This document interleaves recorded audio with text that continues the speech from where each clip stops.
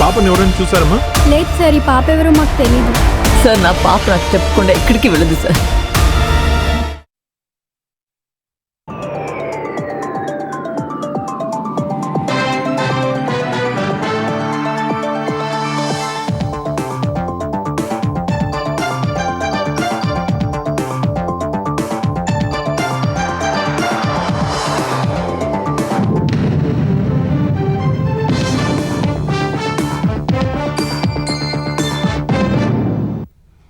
నమస్కారం, ఈటీవీ న్యూస్కు స్వాగతం. ముందుగా ముఖ్యాంశాలు. తెలంగాణలో ధాన్యం కొనలేని మోదీ గద్దె దిగాలన్న రేవంత్. ఈ నెల 15 తర్వాత కేంద్రం సంగతి చూస్తామని హెచ్చరిక. నేడు మల్కాజ్గిరి మున్సిపల్ కార్పొరేషన్ భవనానికి శంకుస్థాపన. 1478 కోట్ల విలువైన పనులకు శ్రీకారం చుట్టనున్న సీఎం. తెలుగుదేశం రాజ్యసభ అభ్యర్థులను ప్రకటించిన చంద్రబాబు. బీసీ కోటాలో చింతకాయల విజయ్కి అవకాశం. జగన్ పిఏ నాగేశ్వరరెడ్డి భూమాయ. విశాఖలో 200 కోట్ల విలువైన భూమిని కారు చౌకగా కొట్టేసినట్లు తేల్చిన సిట్. దేశంలో మరోసారి పెరిగిన వంట గ్యాస్ ధరలు. గృహ వినియోగ సిలిండర్పై 29 రూపాయలు పెంచిన చమురు సంస్థలు. వాయుసేన విమానాల్లో నీట్ పునః పరీక్ష ప్రశ్నాపత్రాల రవాణా. పారదర్శకతను కాపాడేందుకేనని ఎన్టీఏ పునరుద్ఘాటన. ఫ్రెంచ్ ఓపెన్ మహిళా సింగిల్స్ విజేత ఆండ్రీవా. ఫైనల్లో చాలిన్స్కాపై గెలుపు. నేడు పురుషుల సింగిల్స్ టైటిల్ పోరు.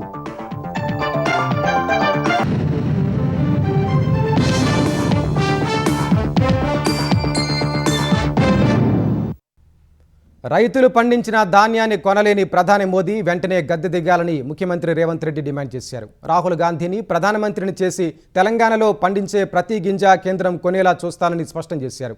ఎవరెంత మొత్తుకున్నా తాము చేపట్టిన అభివృద్ధి పనులను ఆపేది లేదన్న రేవంత్ రెడ్డి కేంద్రం ధాన్యం కొనకపోతే ఈ నెల 15 తర్వాత వాళ్ల సంగతి చూస్తామని హెచ్చరించారు.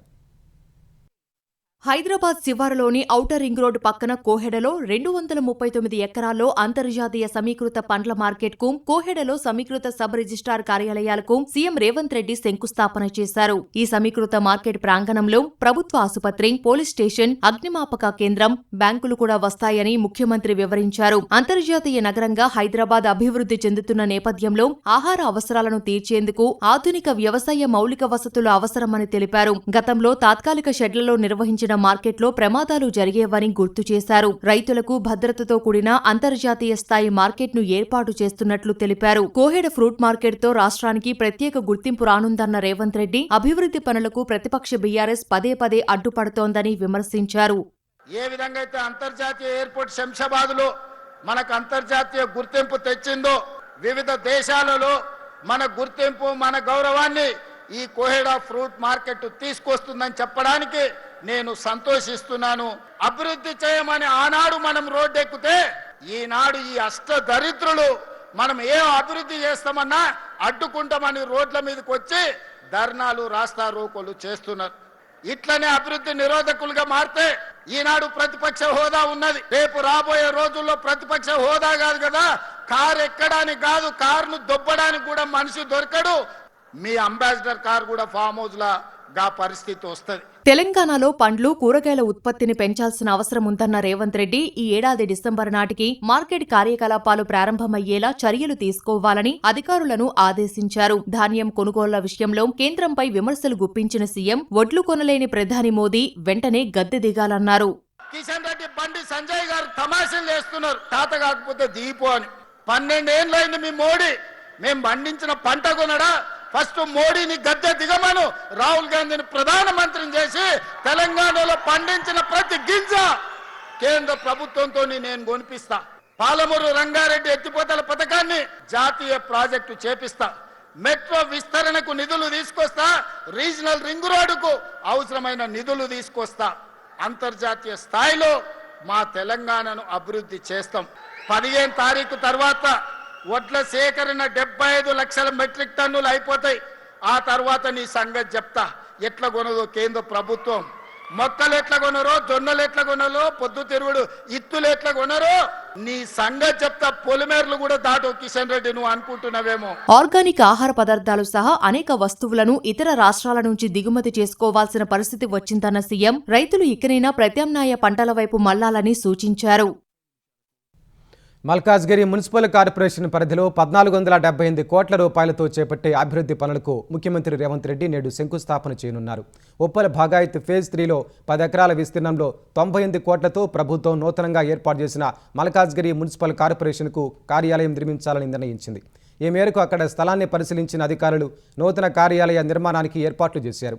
ఎంఎంసీ భవన నిర్మాణానికి శంకుస్థాపన చేయడంతో పాటు అక్కడే ఏర్పాటు చేసిన సభలో 960 కోట్ల రూపాయలతో చేపట్టే రహదారుల నిర్మాణానికి కొబ్బరికాయ కొట్టనున్నారు. టీకేఆర్ కళాశాల జంక్షన్, గాయత్రీనగర్ జంక్షన్, మందమల్లమ్మ జంక్షన్లో 6 వరుసల్లో 416 కోట్లతో నిర్మించే పైవంతెన నిర్మాణానికి సీఎం భూమి పూజ చేయనున్నారు. 27 కోట్ల అంచనా వ్యయంతో ఉప్పల్లో నిర్మించే 100 పడకల ఆసుపత్రి కూడా శంకుస్థాపన చేస్తారు.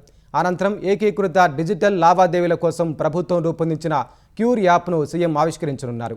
ఈ యాప్ ద్వారా ఆస్తి పన్ను, విద్యుత్, నీటి బిల్లులు, ట్రాఫిక్ చలాన్లు సహా అన్ని రకాల చెల్లింపులను ఒకే ప్లాట్ఫామ్ ద్వారా చేయొచ్చు.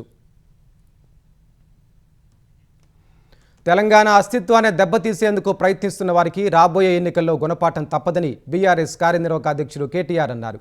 మలేసియాలో నిర్వహించిన తెలంగాణ ఆవిర్భావ వేడుకల్లో పాల్గొన్న కేటీఆర్ ఖండాలు దాటిన తెలంగాణ తల్లిని తలుచుకుంటూ వేడుకలు జరుపుకోవడం గొప్ప విషయమని కొనియాడారు. అభివృద్ధి, నీళ్లు, నిధులు, నియామకాలపై కొందరు అడ్డగోలుగా మాట్లాడుతున్నారని మండిపడిన కేటీఆర్ అలాంటి వారితో ప్రజలు జాగ్రత్తగా ఉండాలని హెచ్చరించారు. 2028లో కేసీఆర్ మళ్లీ ముఖ్యమంత్రి కావడం ఖాయమని కేటీఆర్ ధీమా వ్యక్తం చేశారు. ఆటుపోట్లను, ఒడిదుడుకులను అన్నింటినీ ఎదుర్కొన్న మా నాయకుడు చెప్పేది ఒకటే, గెలిచినప్పుడు పొంగిపోకండి, ఓడిపోతే కుంగిపోకండి, జీవితంలో ఎత్తుపల్లాలు తప్పవు. మరి కానీ ఒక లక్షణం కేసీఆర్ గారికి మొదటి నుంచి ఉంది, బీఆర్ఎస్ మొదటి నుంచి ఉంది. ఎట్లా అయితే ఒక ఫినిక్స్ పక్షి బూడిద నుంచి మళ్ళీ తిరిగి లేస్తుందో తప్పకుండా అట్లా బీఆర్ఎస్ మళ్ళీ తిరిగి మీ ఆశీర్వాదంతో 2028లో తిరిగి మళ్ళీ వస్తాం. ఆంధ్రప్రదేశ్లో 3 రాజ్యసభ స్థానాలకు తెలుగుదేశం అభ్యర్థులను ప్రకటించింది. భాష్యం రామకృష్ణ, సానా సతీష్, చింతకాయల విజయ్ పేర్లను అధినేత చంద్రబాబు ప్రకటించారు. వారిని ఇంటికి పిలిచి స్వయంగా బీఫారాలు అందజేశారు. రామకృష్ణ, సతీష్ అభ్యర్థిత్వాన్ని ముందే ఖరారు చేసినప్పటికీ 3వ స్థానం కోసం విజయ్తో పాటు సీనియర్ నేత వల్ల రామయ్య పేర్లు చివరి వరకు పరిశీలనలో ఉన్నాయి. అయితే బీసీకి అవకాశం కల్పించడం సహా యువ నాయకత్వాన్ని ప్రోత్సహించే ఉద్దేశంతో విజయ్ వైపు మొగ్గు చూపారు. ప్రతిపక్షంలో ఉన్నప్పుడు ఐటీడీపీ ఇన్ఛార్జిగా విజయ్ క్రియాశీలక పాత్ర పోషించారు. అప్పట్లో జగన్ ప్రభుత్వం పార్టీ కార్యకర్తలపై అక్రమ కేసులు పెట్టి వేధించినప్పుడు వారికి పార్టీ తరపున న్యాయపరంగా సహాయం అందించడంలో చురుగ్గా వ్యవహరించారు. విద్యావేత్త, భాష్యం విద్యా సంస్థల అధినేత రామకృష్ణ తెలుగుదేశం ప్రతిపక్షంలో ఉన్నప్పుడు అన్ని విధాలా అండగా నిలిచారు. గతంలో వైసీపీ ప్రభుత్వం ఆయన సంస్థలపై వేధింపులకు పాల్పడినప్పటికీ పార్టీ కోసం గట్టిగా నిలబడ్డారు. కాకినాడకు చెందిన సానా సతీష్ 2024 ఎన్నికల్లో లోక్సభ టికెట్ ఆశించినా ఇవ్వడం సాధ్యపడలేదు. కూటమి అధికారంలోకి వచ్చాక 2024 డిసెంబర్లో మోపిదేవి వెంకటరమణ రాజీనామాతో జరిగిన ఉప ఎన్నికల్లో సతీష్ రాజ్యసభకు ఎన్నికయ్యారు. అయితే ఏడాదిన్నరే ఎంపీగా ఉండటం, క్లిష్ట సమయంలో పార్టీకి అండగా ఉండటం, సామాజిక సమీకరణాలని దృష్టిలో పెట్టుకుని మరోసారి రాజ్యసభకు వెళ్లే అవకాశం కల్పించారు. ముగ్గురు సోమవారం నామినేషన్ దాఖలు చేయనున్నారు. వైసీపీ హయాంలో జగన్కు పీఏగా ఉన్న కేఎన్ఆర్ భూముల కొనుగోలులో చక్రం తిప్పినట్లు సిట్ గుర్తించింది. విశాఖలో 200 కోట్ల భూమిని కారు చౌకగా కొట్టేసి బావుమరిది, ఇతర బినామీల పేరిట కంపెనీ ఏర్పాటు చేసినట్లు అధికారులు గుర్తించారు. మరో 100 కోట్ల విలువైన 22 ప్లాట్లు కూడా బినామీల పేరిట ఉన్నట్లు సిట్ దర్యాప్తులో వెలుగులోకి వచ్చింది. వైసీపీ అధినేత జగన్ పీఏ కె నాగేశ్వరరెడ్డి విశాఖలో అత్యంత ఖరీదైన ప్రాంతాల్లో ఒకటైన మధురవాడలో 200 కోట్లు విలువైన 2.5 ఎకరాల భూమి, 22 ప్లాట్లను కారు చౌకగా కొట్టేసినట్లు సిట్ గుర్తించింది. మద్యం కుంభకోణంలో కొల్లగొట్టిన లంచాల సొత్తు, ముఖ్యమంత్రి పీఏ హోదాలో పోగేసిన అక్రమార్జనను తన బినామీల పేరిట ఏర్పాటు చేసిన కంపెనీల్లోకి మళ్లించి వాటితో అతి తక్కువ ధరకు ఈ భూముల్ని తన పరం చేసుకున్నట్లు తేల్చింది. ఓ వివాదాన్ని సెటిల్ చేసి ఈ భూముల్ని తక్కువ ధరకు లాగి లాగేసుకున్నట్లు విచారణలో వెల్లడైంది. మద్యం కుంభకోణం కేసు దర్యాప్తు చేస్తున్న సిట్ అధికారులు ఆ లంచాల సొమ్ములో కొంత కేఎన్ఆర్ కు చేరినట్లు ఇప్పటికే గుర్తించారు. ఆ నల్లధనాన్ని వైట్లోకి మార్చేందుకు ఆయన హైదరాబాద్, బెంగళూరు, విశాఖ సహా పలు ప్రాంతాల్లో బినామీల పేరిట భారీగా భూములు, స్థిరాస్తులు కొన్నట్లు తేల్చారు. వాటి మూలాలు వెలికి తీస్తుండగా మధురవాడలో కారు చౌకగా కొట్టేసిన భూమి గుట్టు బయటకొచ్చింది. దీనిపై దర్యాప్తులో తేలిన వివరాలతో సిట్ సమగ్ర నివేదిక సిద్ధం చేసింది. మధురవాడలోని సర్వే నెంబర్ 411, 412, 419/1, 419/3లో ఉన్న 97.30 ఎకరాల భూమిని ఎల్ఐజీ, ఎంఐజీ లేఅవుట్ల అభివృద్ధి కోసం ఆంధ్రప్రదేశ్ హౌసింగ్ బోర్డుతో NCC Vizag urban infrastructure limited సంస్థ గతంలో ఒప్పందం కుదుర్చుకుంది. తర్వాత దీనిపై పలు వివాదాలు నెలకొన్నాయి. 2019లో వైసీపీ అధికారంలోకి వచ్చాక కేఎన్ఆర్ అప్పటి ప్రభుత్వంలో చక్రం తిప్పిన మరో నేత ఆ భూమిని ఎన్సీసీకి అతి తక్కువ ధరకు దక్కేలా చక్రం తిప్పారు. 2021 అక్టోబర్ 27న 97.30 ఎకరాలు NCC Vizag urban infrastructure limited పేరిట రిజిస్టర్ అయ్యాయి. ఈ భూమిని 180 కోట్లకు కొనగా అందులో 76 కోట్లను కడపకు చెందిన తన స్నేహితుడు సింగపూర్లో నివసిస్తున్న కుందూరు రమణారెడ్డికి చెందిన giant engineering and construction private limited ద్వారా కేఎన్ఆర్ పెట్టుబడి పెట్టించారు. కుందూరు రమణారెడ్డి సింగపూర్లో మత్సడో ఇన్ఫ్రా ప్రైవేట్ లిమిటెడ్ నుంచి భారత్లోని తన కంపెనీకి నిధులు పంపించారు. ఇందులో ట్రైడెంట్ డెవలపర్స్ అనే మరో సంస్థ భాగస్వామిగా ఉంది. కొన్నాళ్లకు NCC, giant engineering, Trident developers మధ్య భూ కేటాయింపులు, అభివృద్ధి వ్యవహారంలో విభేదాలు తలెత్తాయి. వారంతా అప్పట్లో హైదరాబాద్లోని ఆర్బిట్రేషన్ ట్రైబ్యునల్ను ఆశ్రయించారు. ట్రైబ్యునల్ ఆదేశాలతో 2022 జూలైలో రాజీ కుదుర్చుకున్నారు. ఆ ఒప్పందంలో భాగంగా ట్రైడెంట్ సంస్థ హక్కులను వదులుకుంది. ట్రైడెంట్ సంస్థ హక్కులు వదులుకోగానే కేఎన్ఆర్ రంగంలోకి దిగిపోయారు. తొలి నుంచి తనకు వ్యాపార భాగస్వామిగా, బినామీగా ఉన్న గుంటూరు జిల్లా మేడికొండూరు వాసి దండా వీరారెడ్డి భార్య దండా బిందుమాధవి, తన స్నేహితుడైన కుందూరు రమణారెడ్డి తోడల్లుడు విప్పల సెంతన్ రెడ్డి, తన బావమరిది దేవపట్ల రామ్ గోపాల్ రెడ్డిని డైరెక్టర్లుగా 2022 జూలైలోనే ఆల్సీ డెవలపర్స్ ఎల్ఎల్పి అనే సంస్థను ఏర్పాటు చేశారు. ఇందులో రామ్ గోపాల్ రెడ్డి, సెంతన్ రెడ్డిల పేరిట చెరో 40%, బిందుమాధవి పేరిట 20% వాటా ఉంది. దాదాపు 100 కోట్లకు పైగా విలువ చేసే 2.5 ఎకరాల భూమిని కేవలం 12,50,00,000కే ఎన్సీసీ సంస్థ ఆల్సీ డెవలపర్స్ పేరిట 2024 మే 4న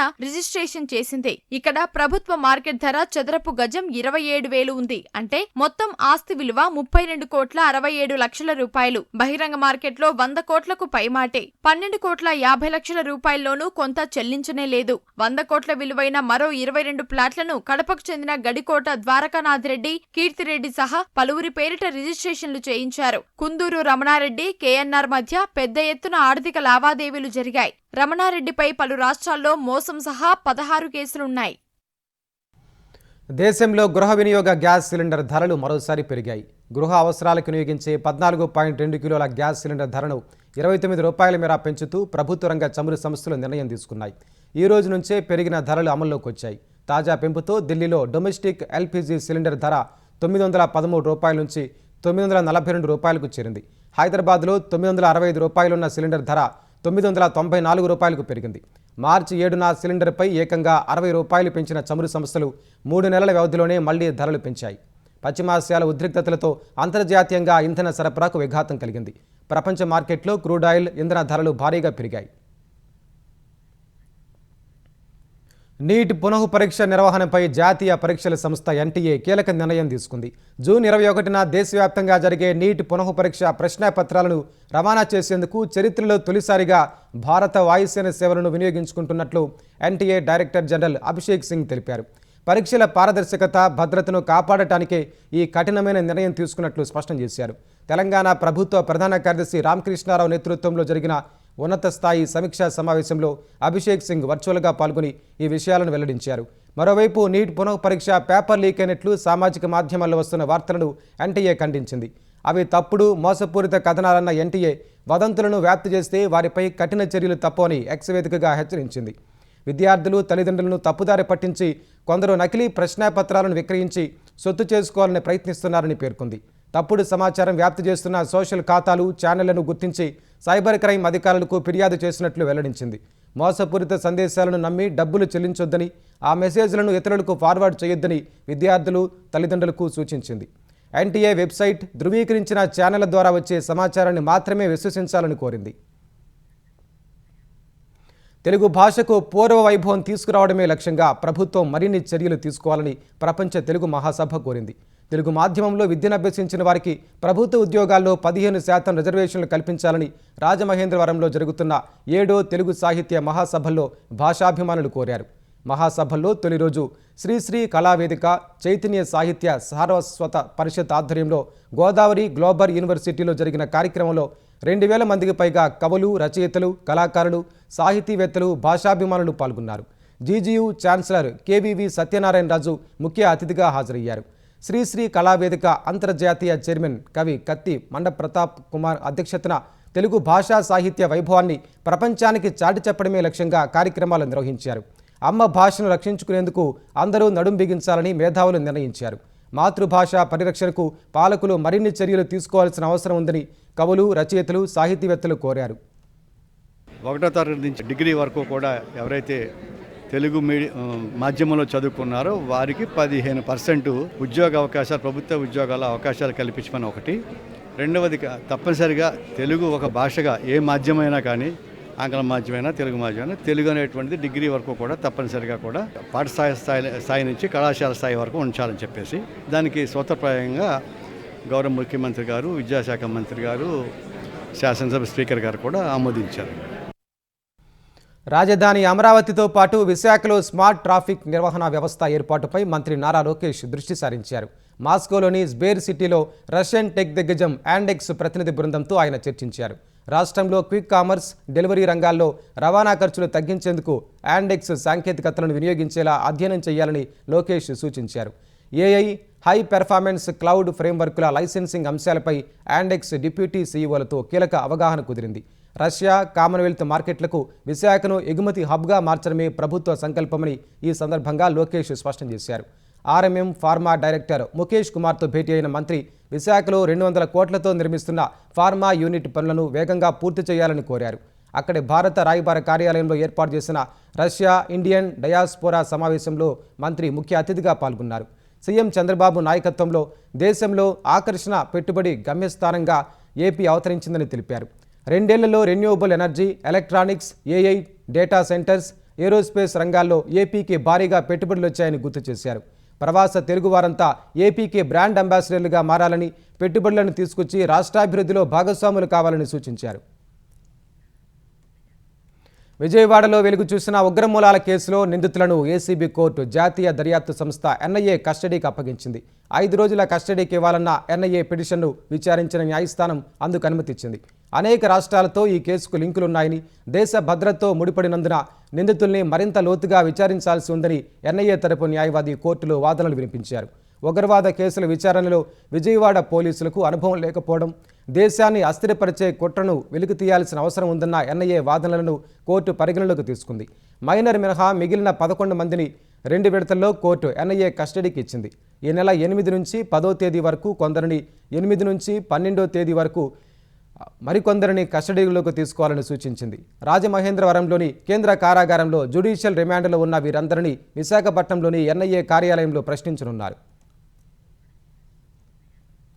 హైదరాబాద్లో శాంతి భద్రతల పరిరక్షణే ధ్యేయంగా అసాంఘిక శక్తుల కదలికలకు అడ్డుకట్ట వేసేందుకు పోలీసులు భారీ ఎత్తున ఆపరేషన్ కవచ్ తనిఖీలు నిర్వహించారు.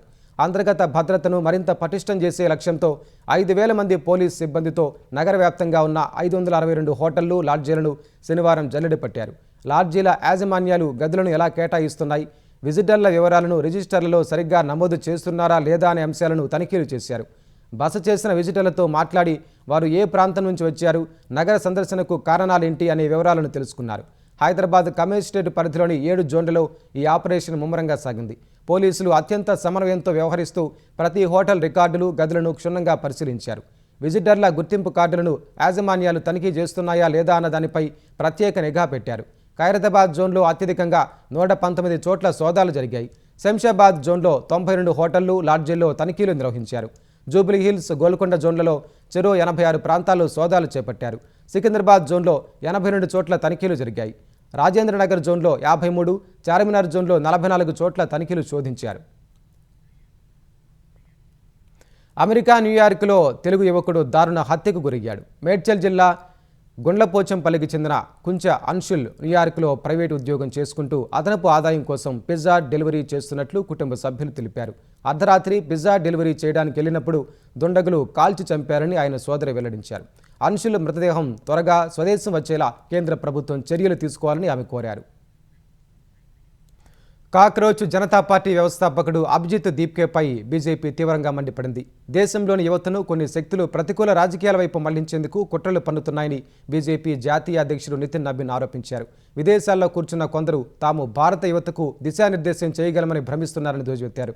విదేశాల్లో కూర్చున్న కొందరి చేతుల్లో భారత యువత కీలుబొమ్మలుగా మారబోదని పేర్కొన్నారు. రాంచీలో మేధావులతో సమావేశంలో పాల్గొన్న నితిన్ నబీన్ నేపాల్, బంగ్లాదేశ్లోని కల్లోల పరిస్థితులు, ప్రభుత్వ వ్యతిరేక ఉద్యమాలు మన యువతకు ఎప్పటికీ వర్తించవని తెలిపారు.